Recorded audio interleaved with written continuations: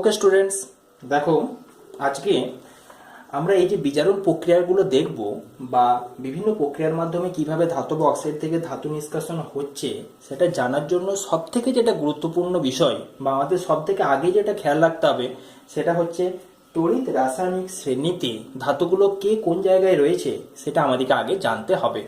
তাহলে ফার্স্ট আমরা এটা লিখব যে তড়িৎ রাসায়নিক শ্রেণী। তোমরা খাতাতে খুব সুন্দরভাবে লিখে রাখো এই তড়িৎ রাসায়নিক শ্রেণীটা। প্রথমে হচ্ছে পটাশিয়াম, তারপরে ক্যালসিয়াম, তারপরে সোডিয়াম,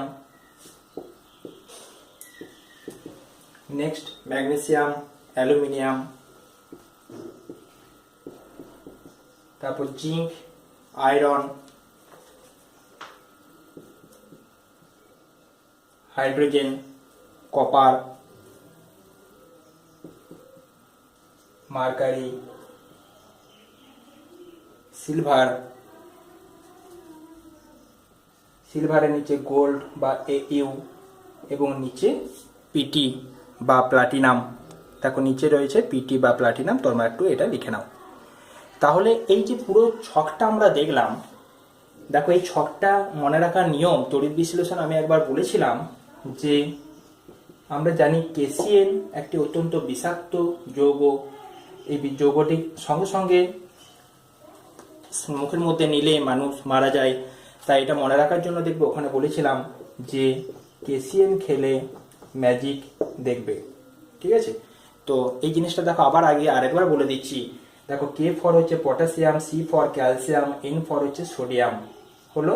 তারপরে এম মানে হচ্ছে দেখো magnesium, A for aluminium, Z for zinc, তারপরে আই মানে হচ্ছে আয়রন, মাঝে হাইড্রোজেনটা আছে, তারপর সি মানে হচ্ছে কপার, আর এর নিচে যে ধাতুগুলো রয়েছে এইচজি, এজি, এইউ, পিটি, এই প্রত্যেকটা ধাতুই দেখো আস্তে আস্তে যত নিচের দিকে যাব তত তাদের ভ্যালু বা আমাদের যে বাস্তব জীবনে যে দাম তাদের দেখো আস্তে আস্তে বাড়বে। দেখো রূপোর থেকে সোনার দাম বেশি, সোনার থেকে প্লাটিনামের দাম বেশি, এটা আমরা জানি। তাই এই চারটে শেষে তোমরা খেয়াল রাখবে যে এইচজি, এইচজি, এইউ, পিটি।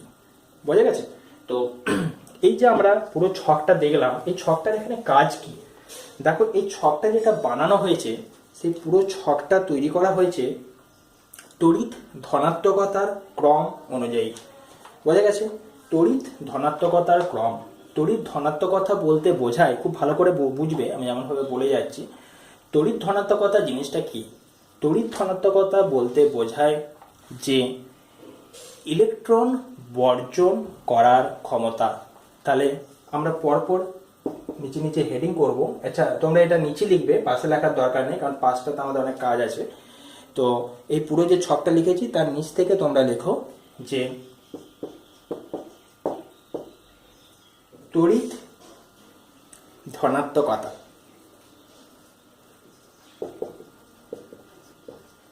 তড়িৎ ধনাত্মকতা বা ইংরেজিতে হবে ইলেকট্রো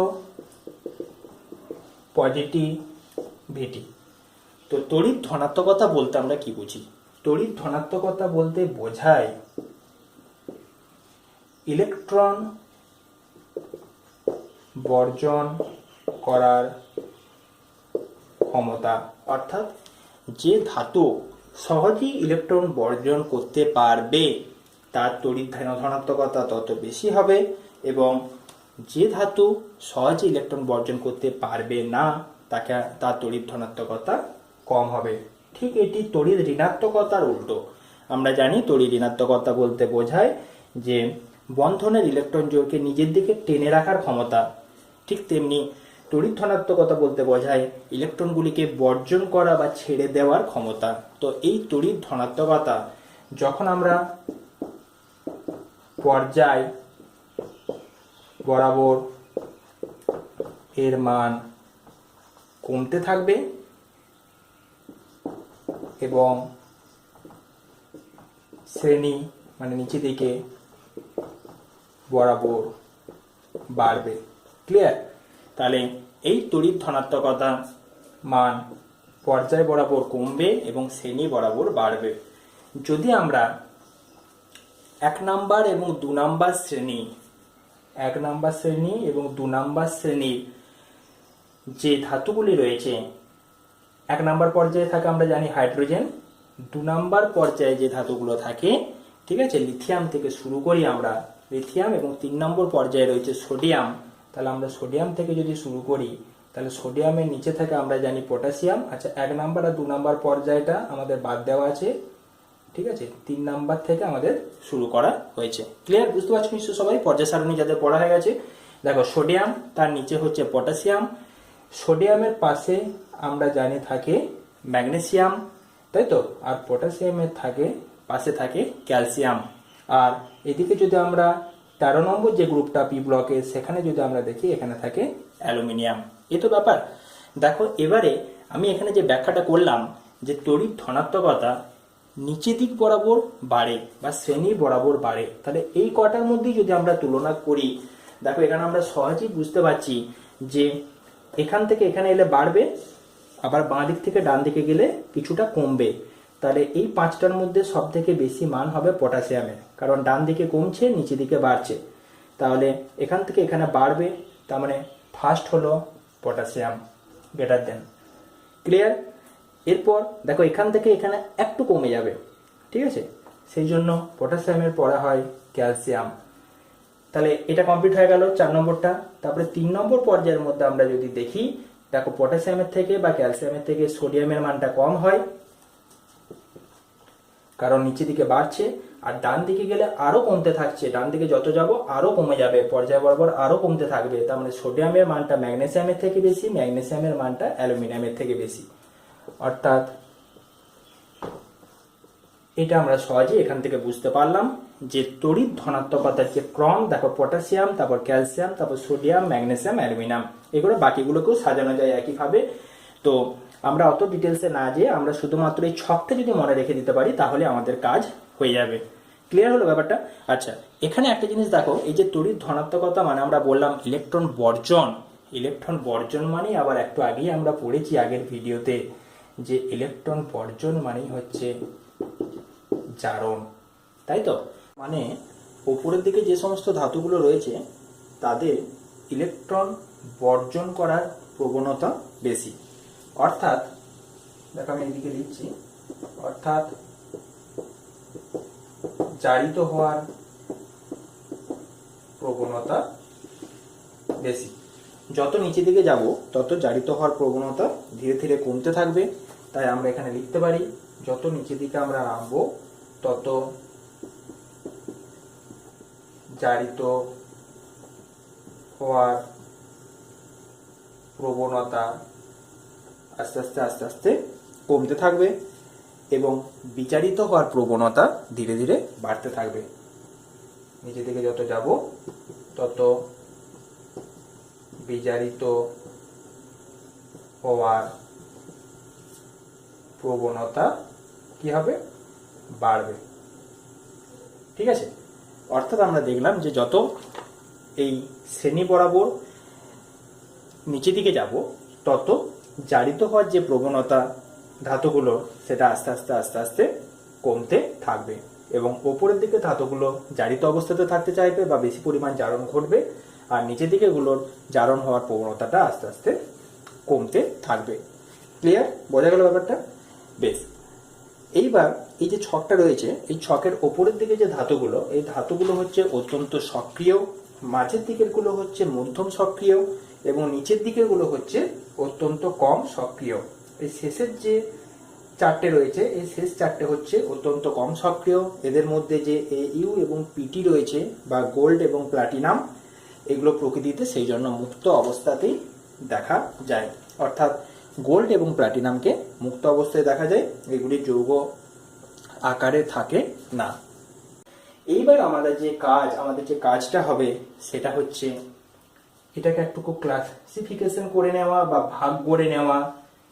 এই পটাশিয়াম থেকে অ্যালুমিনিয়াম এই ধাতুগুলো অতি সক্রিয়। তোমরা আগে যে ছকটা লিখেছিলে একদম প্রথমে তাতে এটা লিখে রাখতে পারো, ডান দিকে অতি সক্রিয়। জিঙ্ক থেকে শুরু করে কপার অবধি মধ্যম সক্রিয়, আর বাকি যেগুলো পড়ে রইল সেগুলো হচ্ছে কম সক্রিয়। ক্লিয়ার? অতি সক্রিয়, মধ্যম সক্রিয় এবং কম সক্রিয়।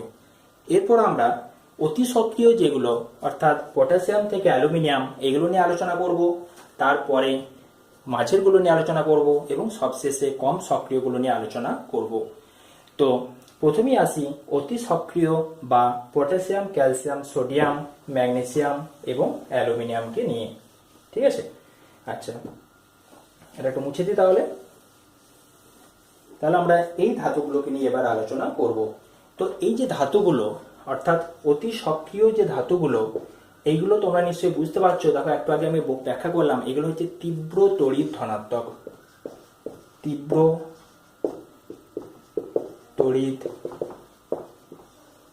ধনাত্মক। তীব্র তড়িৎ ধনাত্মক বলতে আমরা বুঝি যে এদের জারিত হওয়ার ক্ষমতা বেশি, তাই এরা সহজেই ইলেকট্রন বর্জন করে কি হবে, জারিত হবে। ক্লিয়ার? জারিত হবে, এদের জারিত হওয়ার ক্ষমতা খুব বেশি, তাই এগুলো বায়ুর O2, CO2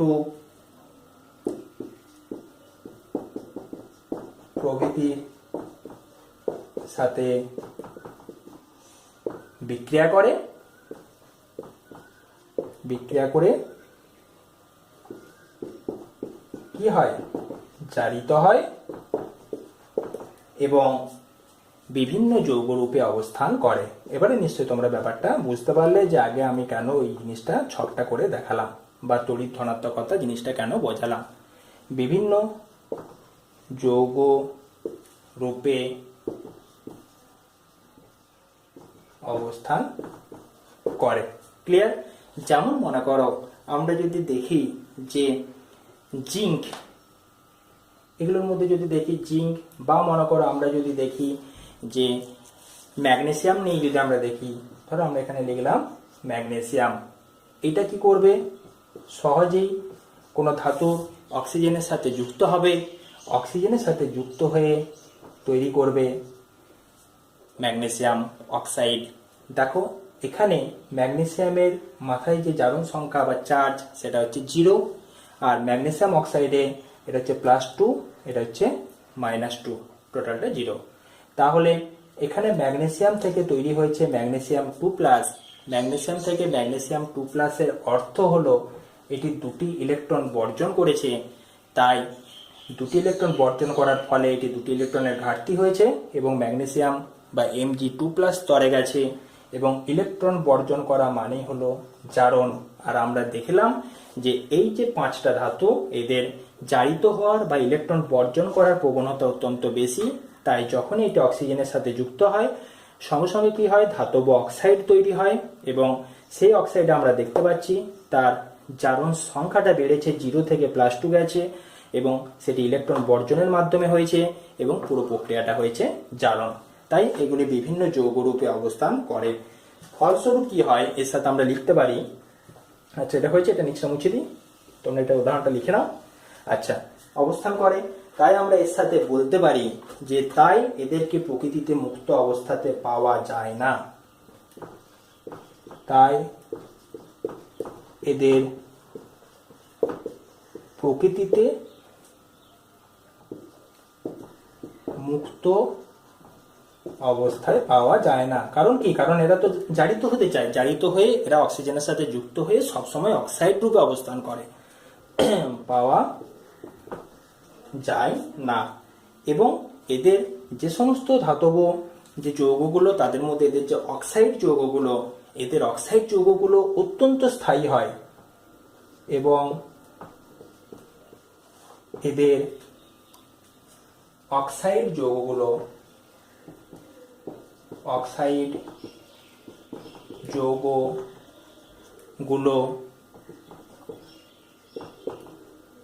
অত্যন্ত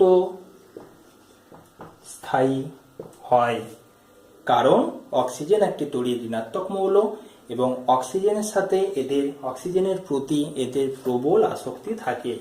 এর সাথে আমরা লিখে রাখতে পারি, কারণ অক্সিজেনের প্রতি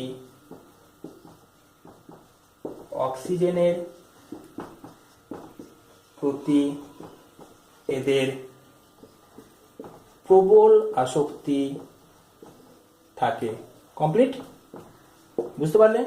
বেশ, ব্যাপারটা বুঝিয়ে দিই একবার, যে এই যে ধাতুগুলো রয়েছে ওপরের দিকে, এরা অত্যন্ত সক্রিয় এবং তীব্র তড়িৎ ধনাত্মক, সহজেই এরা জারিত হতে চায়, তাই বায়ুর অক্সিজেন, কার্বন ডাইঅক্সাইড প্রভৃতির সাথে বিক্রিয়া করে এবং জারিত হয়। আমরা দেখলাম ম্যাগনেসিয়ামের উদাহরণ, এবং বিভিন্ন যৌগরূপে অবস্থান করে। তাই এদের প্রকৃতিতে মুক্ত অবস্থায় পাওয়া যায় না, এবং অন্যান্য যে সমস্ত যৌগগুলো রয়েছে তার মধ্যে সব থেকে স্থায়ী যৌগ হলো এদের অক্সাইড যৌগ, এবং অক্সিজেনের প্রতি এদের প্রবল আসক্তি রয়েছে, তাই এটি সবসময় অক্সাইড যৌগ হিসেবে থাকতে চায়।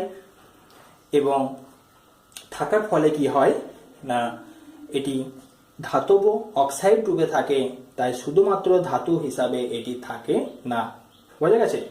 তাই এই সমস্ত ধাতুর লবণগুলোকে যদি আমরা নিষ্কাশন করে ধাতু যদি এখান থেকে বের করতে চাই, তাহলে কোন প্রক্রিয়ার মাধ্যমে বের করব সেটা আমরা এবার দেখব।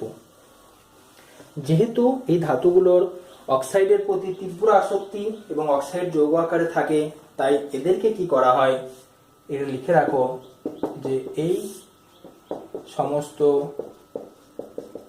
যৌগগুলিকে, তারপর থেকে যেটা লিখেছি তারপর থেকে, সেই জন্য কার্বন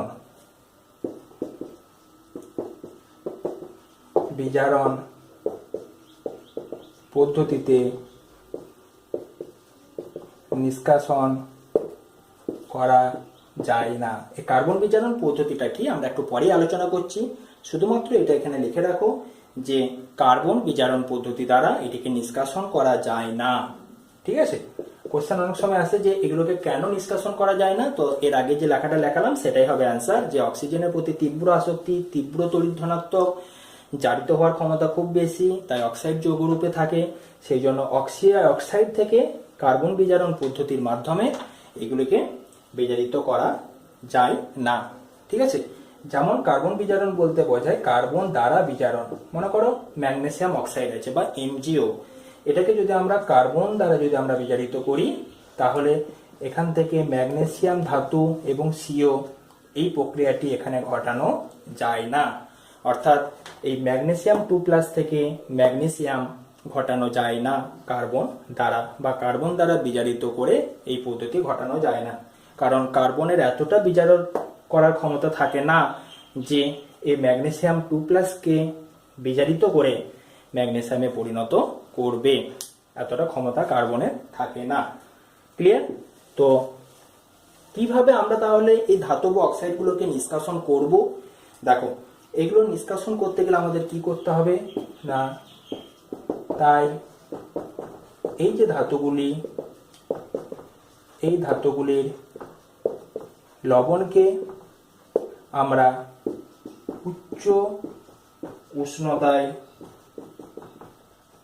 গলিয়ে উপযুক্ত তড়িৎ দ্বার ব্যবহার করে তড়িৎ বিশ্লেষণ প্রক্রিয়ার মাধ্যমে, দেখো তড়িৎ বিশ্লেষণ তোমাদের অলরেডি পড়ানো হয়ে গেছে, তোমরা চাইলে ভিডিওগুলো দেখে নিতে পারো। তড়িৎ বিশ্লেষণ প্রক্রিয়ার মাধ্যমে আমরা সেখানে অ্যালুমিনিয়াম এবং সোডিয়ামের তড়িৎ বিশ্লেষণ প্রক্রিয়ার ধাতু নিষ্কাশন, সেখানে দেখবে ফুল ডিটেলসে একদম আলোচনা করা রয়েছে। তড়িৎ বিশ্লেষণ প্রক্রিয়ার মাধ্যমে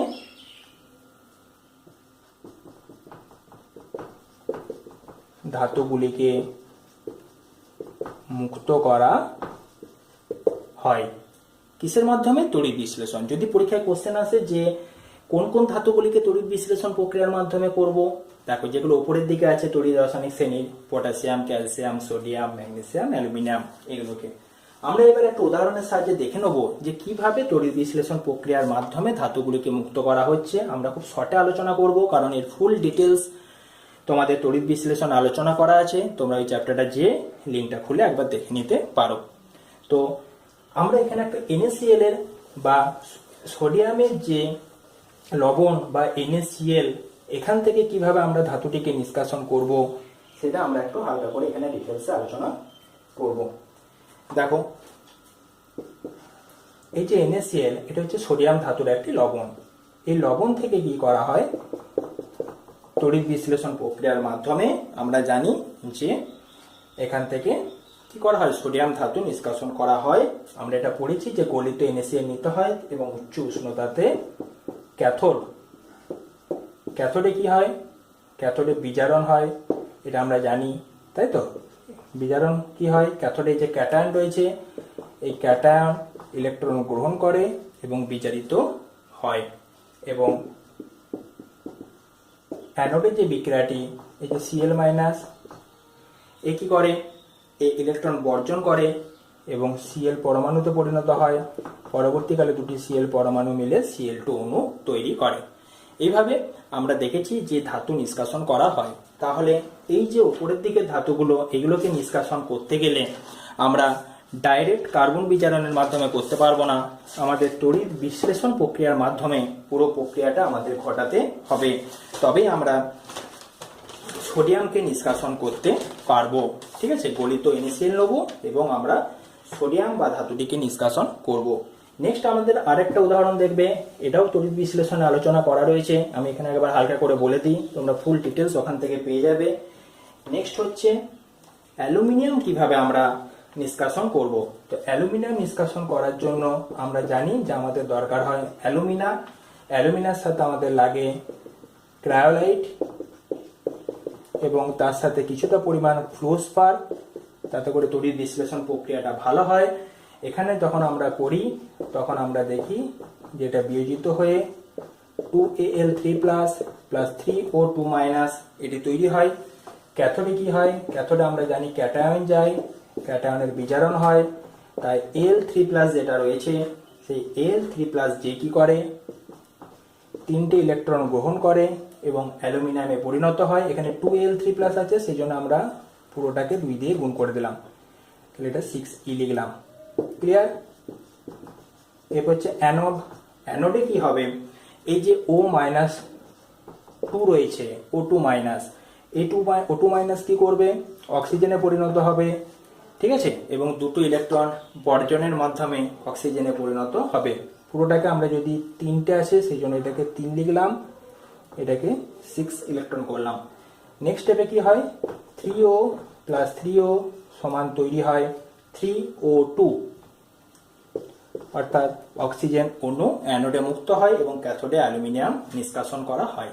তাই ওপরের দিকে ধাতুগুলোকে নিষ্কাশন করতে গেলে আমরা সিম্পলভাবে তড়িৎ বিশ্লেষণ করব, তবেই আমাদের নিষ্কাশন করা যাবে বা প্রক্রিয়াটা সম্ভব হবে।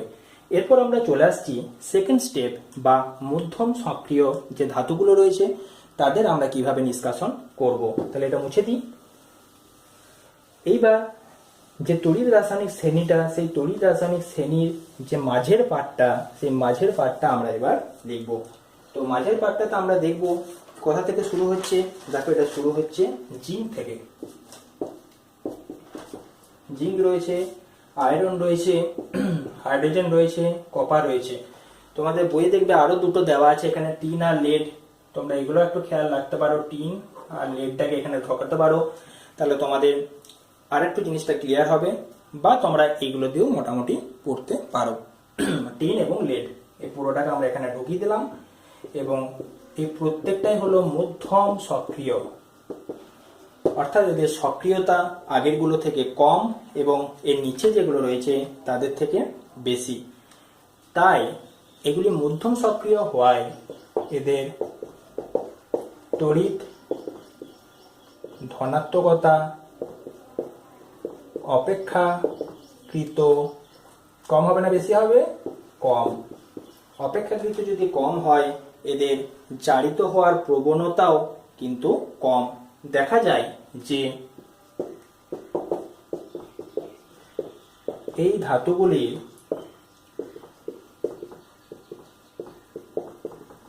অক্সিজেনের সাথে যুক্ত হওয়ার ক্ষমতা কার্বনের অক্সিজেনের সাথে যুক্ত হওয়ার ক্ষমতা থেকে কম। তাহলে আমরা লিখতে পারি কার্বনের থেকে কম। তাই এদেরকে কার্বন বিজারণ পদ্ধতি দ্বারা এদের কার্বন বিজারণ পদ্ধতি দ্বারা নিষ্কাশন করা হয়। আশা করি ব্যাপারটা বুঝতে পারলে। যেমন আমরা যদি একটা উদাহরণ দিই, ধরো জেডেনও রয়েছে, অক্সিজেনের সাথে যুক্ত হয়ে রয়েছে। যখনই আমরা এটাকে কার্বনের সাথে যুক্ত করব তখন দেখা যাবে যে এই অক্সিজেনের সাথে জিঙ্কের যুক্ত হওয়ার যে ক্ষমতা, তার থেকে অক্সিজেনের সাথে কার্বনের যুক্ত হওয়ার ক্ষমতা অনেক বেশি। তাই সহজেই এখান থেকে জিঙ্কটা বেরিয়ে চলে আসবে এবং তৈরি হবে CO। আশা করি ব্যাপারটা বুঝতে পেরেছ। নেক্সট স্টেপে কি হয়, এই যে জেডেনও, আরো যে পরিমাণ জেডেনও পড়ে রইল, ঠিক আছে, বিক্রিয়ার মধ্যে ধরো প্রচুর পরিমাণ জেডেনও থাকবে, জেডেনওর প্রচুর অণু থাকবে। কিছু পরিমাণ জেডেনও কার্বন দ্বারা জিঙ্ক এবং CO অর্থাৎ কার্বন মনোক্সাইডে পরিণত হলো। যে কার্বন মনোক্সাইডটা উৎপন্ন হলো সেই কার্বন মনোক্সাইডটা আবার এই জিঙ্ক থেকে বাকি অক্সিজেনগুলোকে টেনে নিয়ে জিঙ্ক প্লাস CO2 উৎপন্ন করবে। এভাবে বিক্রিয়াটা চলতেই থাকবে। অর্থাৎ খুব সিম্পল ভাবে আমরা বুঝতে পারলাম এই ধাতুগুলোর সক্রিয়তা আগেরগুলো থেকে কম। আগেরগুলোতে কি ছিল, যদি আমরা উদাহরণ হিসাবে ম্যাগনেসিয়াম অক্সাইড বা Na2O বা সোডিয়াম অক্সাইড এসব যদি আমরা নিতাম, তখন কার্বনের এতটা ক্ষমতা থাকতো না যে ধাতুগুলো থেকে অক্সিজেনটাকে টেনে বের করে নিয়ে আসার বা বিজারণ ঘটানোর ধাতুটির। তাই সেখানে কার্বন বিজারণ পদ্ধতির মাধ্যমে আমরা ধাতুগুলিকে নিষ্কাশন করতে পারিনি। পরিবর্তে আমরা ধাতুগুলি লবণ নিয়েছিলাম এবং তড়িৎ বিশ্লেষণ করে ধাতু নিষ্কাশন করেছিলাম। কিন্তু এখানে আমরা কি করব, এখানে আমরা কার্বন বিজারণ দ্বারা সহজেই ধাতুগুলিকে নিষ্কাশন করতে পারবো। কারণ ধাতুগুলির অক্সিজেনের সাথে যুক্ত হওয়ার যে প্রবণতা, তার তুলনায় কার্বনের সাথে যুক্ত হওয়ার অক্সিজেনের যে প্রবণতা সেটা অনেকটা বেশি। ঠিক আছে, অর্থাৎ অক্সিজেন এখানে সহজেই ধাতুর পরিবর্তে কার্বনের সাথে যুক্ত হয়ে ধাতুটিকে মুক্ত করে দিতে পারবে।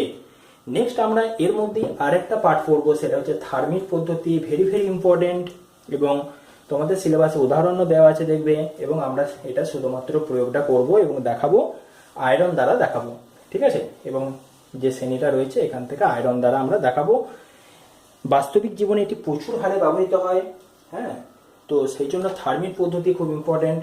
নেক্সট এরই পার্ট কার্বন বিজারণ পদ্ধতি যেমন, ঠিক তেমনি হচ্ছে থার্মিক পদ্ধতি। ক্লিয়ার? দেখো এই ছক থেকে একটা জিনিস তো ক্লিয়ার, এই যে জিঙ্কের ওপরে ছিল অ্যালুমিনিয়াম, মনে পড়ছে? তাহলে অ্যালুমিনিয়ামটা উপরে আছে, আয়রনটা নিচে আছে। তাহলে আমরা যদি অ্যালুমিনিয়াম ও আয়রনের মধ্যে তুলনা করি, তাহলে আমরা সহজেই বলতে পারবো যে অ্যালুমিনিয়ামের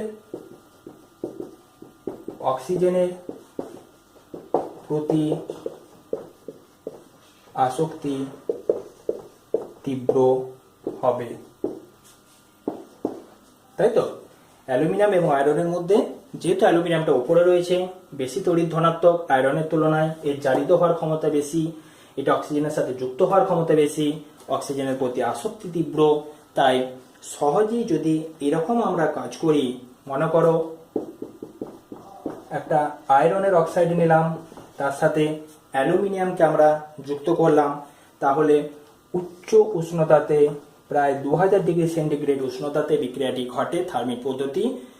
অ্যালুমিনিয়ামের অক্সিজেনের প্রতি আসক্তি তীব্র হওয়ায় আয়রনের তুলনায় এখান থেকে অক্সিজেন বেরিয়ে অ্যালুমিনিয়ামের সাথে যুক্ত হয় এবং আমরা সহজেই আয়রন ধাতুটি নিষ্কাশন করতে পারি এবং বিক্রিয়ায় প্রচুর পরিমাণ তাপ নির্গত হয়। বিক্রিয়াটি যদি আমরা ব্যালেন্স করে নিই, ব্যালেন্সটা খুব সোজা, তোমরা নিজেরাও করতে পারবে। Fe2O3 plus 2Al at 2000 degree centigrade temperature উৎপন্ন হবে 2Fe প্লাস Al2O3 প্লাস তাপ। অর্থাৎ কি ব্যাপারটা দাঁড়ালো না, উচ্চ উষ্ণতাতে অ্যালুমিনিয়ামের অক্সিজেনের প্রতি আসক্তি তীব্র হওয়ার জন্য, উচ্চ উষ্ণতায় অ্যালুমিনিয়ামের অক্সিজেনের প্রতি আসক্তি তীব্র হওয়ার জন্য যাদের তড়িৎ ধনাত্মকতা অ্যালুমিনিয়ামের থেকে কম, যেমন আয়রন, এদের অক্সাইডগুলোকে অ্যালুমিনিয়াম সহযোগে যদি আমরা উত্তপ্ত করি, তাহলে এই ধাতব অক্সাইডটি এটি অ্যালুমিনিয়াম দ্বারা বিজারিত হবে এবং উৎপন্ন হবে, কি উৎপন্ন হবে? আয়রন উৎপন্ন হবে। অর্থাৎ এইভাবেও আমরা থার্মিক পদ্ধতির মাধ্যমে ধাতু অর্থাৎ আয়রনকে নিষ্কাশন করতে পারি। ক্লিয়ার? আচ্ছা, এটির ব্যবহার কি? এটা ব্যবহার হচ্ছে বাস্তবিক জীবনে প্রচুর ব্যবহার রয়েছে, যেমন দুটি ধাতুকে আয়রনে জোড়া দেওয়ার কাজে, বা রেল লাইন, ট্রাম লাইন বা জাহাজের যে সমস্ত ভগ্নাংশ রয়েছে সেগুলি মেরামত করার সময় যে ঝালাই দেওয়া হয়, সেই ঝালাইয়ের কাজে অত্যন্ত উচ্চ উষ্ণতা সৃষ্টি করে যে গলিত ধাতুটা পড়ে, এই যে আয়রনটা বেরোবে, এই আয়রনটা অবশ্যই, এই ধাতুটা অবশ্যই গলিত অবস্থাতে থাকবে এত তাপমাত্রাতে। সেই গলিত ধাতুটা আমরা কি করতে পারবো না, ঝালাইয়ের কাজে ব্যবহার করতে পারবো। অর্থাৎ মাঝখানে ধাতুটা পড়বে এবং কিছুক্ষণ পর কি হবে, ধাতুটা কঠিন হয়ে যাবে এবং ঝালাইয়ের কাজে ব্যবহৃত হবে। তাহলে কোশ্চেন যদি আসে থার্মিক পদ্ধতি কোন ধাতুর জন্য ব্যবহার করা হয়, অ্যান্সার হবে আয়রন। এখানে আয়রনকে কোন ধাতু দ্বারা বিজারিত করা হয়, আয়রনের অক্সাইডটিকে, উত্তর হবে অ্যালুমিনিয়াম। কেন অ্যালুমিনিয়াম পারলো, কপার পারলো না? কারণ আয়রনের থেকে অ্যালুমিনিয়ামের তড়িৎ ধনাত্মকতা বেশি, তাই তড়িৎ আসক্তি বেশি অক্সিজেনের প্রতি। তাই যখনই আমরা আয়রনের কোনো অক্সাইডকে বা হেমাটাইটকে, Fe2O3 বলতে বোঝাচ্ছে হেমাটাইটকে, আমরা অ্যালুমিনিয়ামের প্রেজেন্সে হাই টেম্পারেচারে রাখবো। অ্যালুমিনিয়ামের অক্সিজেনের প্রতি আসক্তি বেশি হওয়ার জন্য Fe2O3 থেকে অক্সিজেনটিকে অ্যালুমিনিয়াম টেনে নেবে এবং তৈরি করবে আয়রন এবং Al2O3। ব্যাপারটা ক্লিয়ার হলো? লাস্ট আমাদের যে পার্টটা পড়ে রইল সেটা হচ্ছে নিচের দিকে যে সমস্ত ধাতুগুলো রইল সেইগুলো নিয়ে। আমাদের দেখো মেন জিনিসগুলো আলোচনা হয়ে গেল অলরেডি। এবার আমরা আলোচনা করব নিচের পার্টে যে পুরোটা পড়ে রইল, Hg, Ag, Au এবং Pt। এরা প্রত্যেকেই হচ্ছে কম সক্রিয়। এদের মধ্যে গোল্ড এবং প্লাটিনাম প্রকৃতিতে মুক্ত অবস্থায় পাওয়া যায়, তাই এদের আলাদা করে নিষ্কাশন করার দরকার হয় না। কিন্তু Hg এবং Ag এই দুটো কি হয়, Hg2O এবং Ag2O আকারে অবস্থান করে, কিন্তু করলেও এগুলির অক্সিজেনের প্রতি আসক্তি অত্যন্ত কম। তাই সহজেই এগুলোকে যদি আমরা বাইরে থেকে তাপ প্রয়োগ করি তাহলে সহজেই কি হবে, এখান থেকে Hg বেরিয়ে চলে আসবে 2Hg প্লাস O, মানে এটাকে আমরা হাফ O2 লিখতে পারি। এটা 2Hg প্লাস হাফ O2। তোমরা পুরো বিক্রিয়াটাকে 2 দিয়ে গুণ করে দিতে পারো, তখন এখানটা 2 হবে, এটা 4 হবে, এটা 1 হয়ে যাবে। এইভাবে আমরা মার্কারি এবং সিলভার যদি দেওয়া থাকে তাহলে আমরা সহজেই আমরা এটা বের করতে পারবো। Hg2O অর্থাৎ এটার নাম হলো মার্কিউরাস অক্সাইড। যদি Hg2O ওই জায়গায় আমরা মার্কিউরিক অক্সাইড নিই তাহলে আমাদের একই জিনিস হবে Hg প্লাস হাফ O2। অর্থাৎ আমরা এখানে কি করতে পারলাম, শুধুমাত্র যদি এটাকে হিট দিই, হিট দিলে আমাদের এখান থেকে ধাতুটি বের হয়ে চলে আসবে, এখানে অন্য কোনো ঝামেলা আমাদের আর থাকছে না। অর্থাৎ আমাদের ধাতুবিদ্যাটা দেখো আমাদের মেন পার্টটা শেষ হলো। এরপরে নেক্সট পার্টে আমরা আলোচনা করব যে ধাতুর মধ্যে ক্ষয় কিভাবে হয়। আমরা সেখানে দেখব লোহার মূর্ছে ধরা বা আয়রনের মূর্ছে, এবং আমরা সেখান থেকে দেখব যে কিভাবে ধাতুগুলোর বাস্তবিক জীবনে প্রয়োগ রয়েছে বা ক্ষতিকর প্রভাব কি কি রয়েছে, সেগুলো আমরা নেক্সট পার্টে আলোচনা করব। তোমরা এতটা অবধি পড়ো, খুব ইম্পর্টেন্ট টপিক আজকের টপিকটা। ওকে, থ্যাংক ইউ।